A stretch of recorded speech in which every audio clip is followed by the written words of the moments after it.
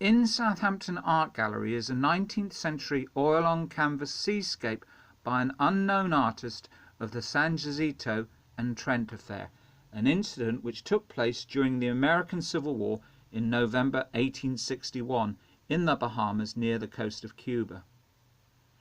Although the port of Southampton played only a peripheral role in the affair, this event brought Great Britain to the brink of joining the conflict on the side of the Confederacy, supporting slavery against the Union of Northern States.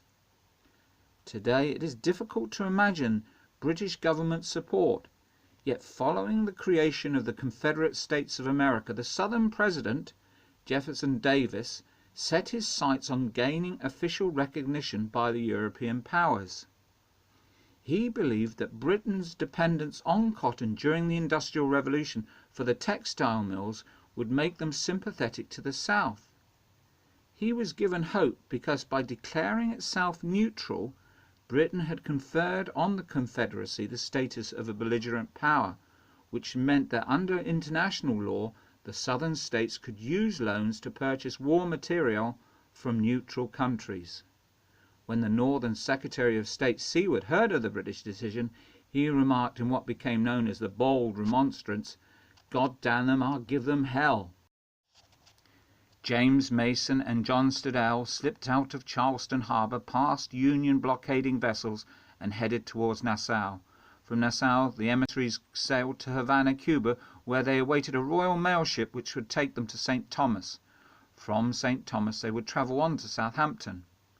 Mason and Slidell were to be the South's two most important diplomats in Europe, charged with the task of convincing governments to recognize the Confederacy and end the Union blockade.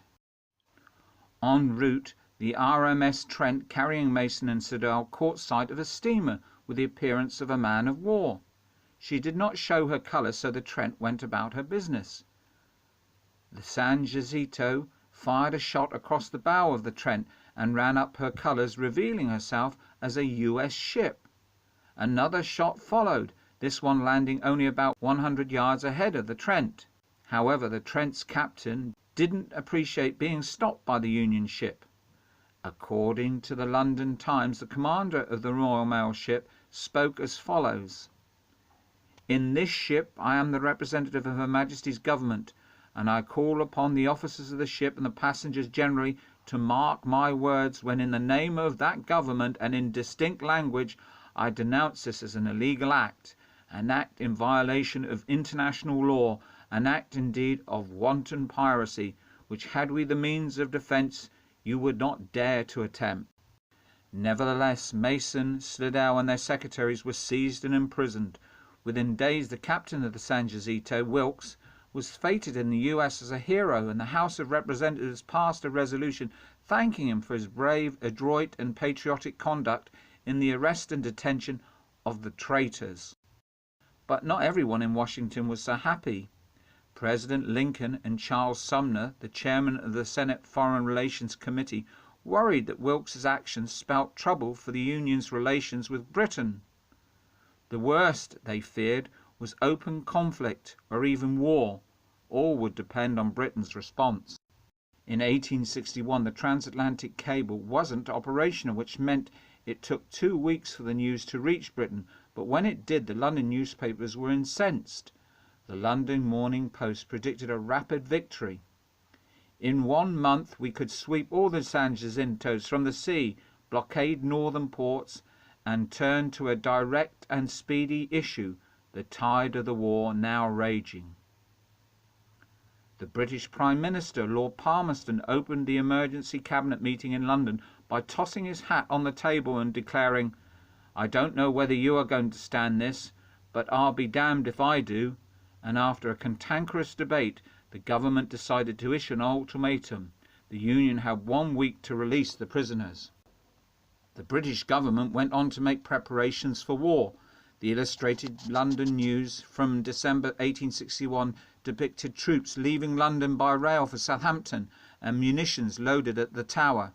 The Caribbean fleet was increased from 25 to 40 ships, and the British troop presence in Canada was boosted from 5,000 to more than 17,000 men. The dispatch summarising the Cabinet's position was delivered to Queen Victoria for her approval. Unhappy with the belligerent tone, her husband, the consort, Prince Albert, rose from his deathbed, as he died 2 weeks later from typhoid, to redraft the dispatch, taming the language and offering the Americans a way to save face. The dispatch is now regarded as a marvel of diplomatic prose. Her Majesty's government, bearing in mind the friendly relations which have long subsisted between Great Britain and the United States, are willing to believe that the United States naval officer who committed this aggression was not acting in compliance with any authority from his government, or that if he conceived himself to be so authorized, he greatly misunderstood the instructions which he had received. For the government of the United States must be fully aware that the British government could not allow such an affront to the national honour to pass without full reparation, and Her Majesty's government are unwilling to believe that it could be the deliberate intention of the government of the United States unnecessarily to force into discussion between the two governments a question of so grave a character, and with regard to which the whole British nation would be sure to entertain such unanimity of feeling. Britain gave the Union an opening to foist all blame for the Trent Affair on her captain. Wilkes, 62, had won fame early in his career as a scientist and Antarctic explorer.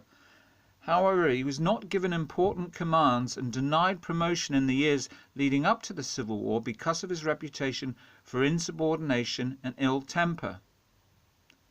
Thanks to a communication malfunction, the cable containing the severe early reaction and demands of the British officials took almost a month to arrive in Washington.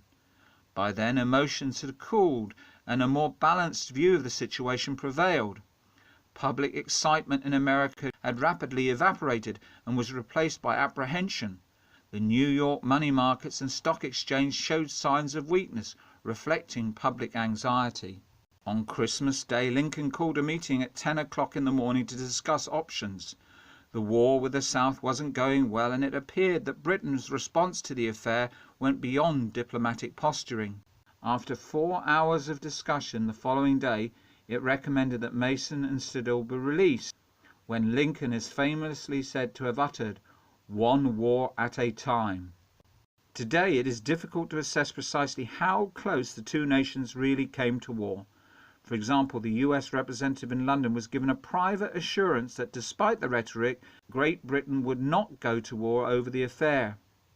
It is believed the British decision to declare itself neutral, thus giving the South belligerent status, was intended to keep the country out of the conflict. The move to send troops to Canada has also subsequently received reassessment. The US had previously made no secret that after the purchase of Alaska it had an eye on Canada, and one proposal in post-war negotiations in 1872 over reparations for the Alabama claims was that instead of paying the US $15.5 million, it might accept the Dominion as an alternative compensation.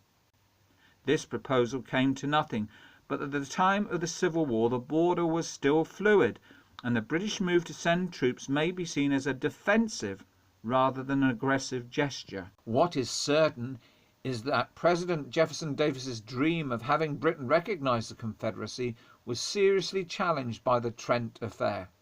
Upon their release, Mason and Siddle made the journey to Southampton, but couldn't make any headway diplomatically. While the Union and Britain continued to quarrel over the course of the Civil War, about the blockade, trade and the Confederacy, the Trent Affair was a watershed moment in the relationship, because disagreement never again pushed the two countries to the brink of war.